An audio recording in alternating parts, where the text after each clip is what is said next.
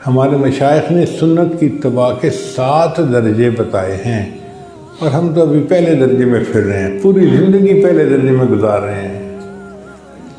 وہ فرماتے ہیں پہلا درجہ ہے ظاہری اعمال سنت کے مطابق کرنا، پانی سنت کے مطابق پینا، کھانا سنت کے مطابق کھانا، لباس سنت کے مطابق پہننا، سواری پہ سوار ہونا۔ تو ظاہر کے اعمال کو سنت کے مطابق کرنا یہ پہلا درجہ ہے۔ پھر اس کے بعد دوسرا درجہ یہ ہے کہ اپنی عادات اخلاق کو بھی سنت کے مطابق بنا لینا۔ نبی علیہ السلام کے اندر جو عفو درگزر تھی اس عادت کو اپنے اندر پیدا کر لینا، جو حلم تھا، بردباری تھی، جو نبی علیہ السلام کے اندر خیر خواہی تھی، ان اچھی عادات کو اپنے اندر پیدا کرنا، اخلاق عظیمہ کو اپنے اندر پیدا کرنا، یہ اتباع کا دوسرا درجہ ہے۔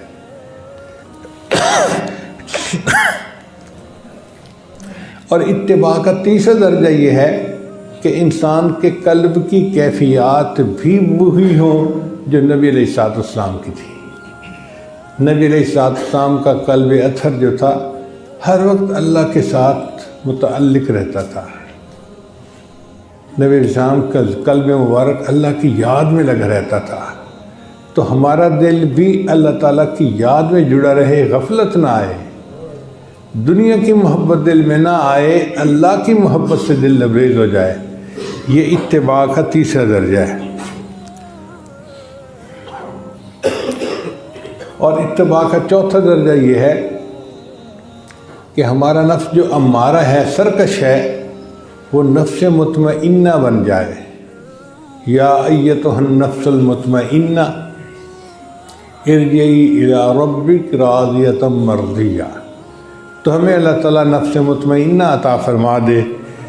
یہ چوتھا درجہ ہے۔ پھر پانچواں درجہ اتباع کا یہ ہے کہ کمالات نبوت عکس ہمارے اندر آ جائے،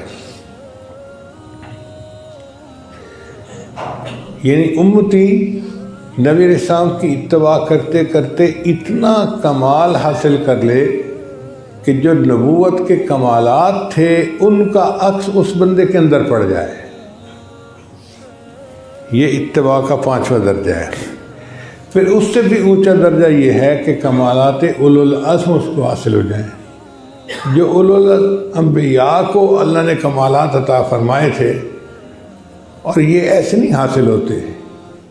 جتنا پہلے درجوں میں اتباع کامل ہوگی، اس کامل اتباع کے وجہ سے اللہ تعالیٰ پھر اس بندے کو یہ کمالات اولو العزم عطا فرمائیں گے۔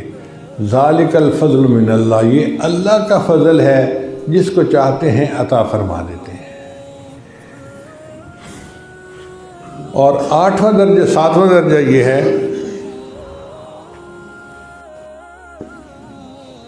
کہ کمالات محبوبیت آ جائیں۔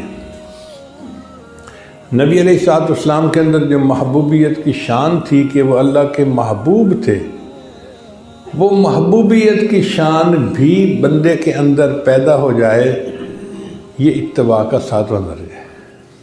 اب سوچئے ہمیں پہنچنا کہاں ہے اور ہم زندگی کہاں گزارتے پھر رہے ہیں۔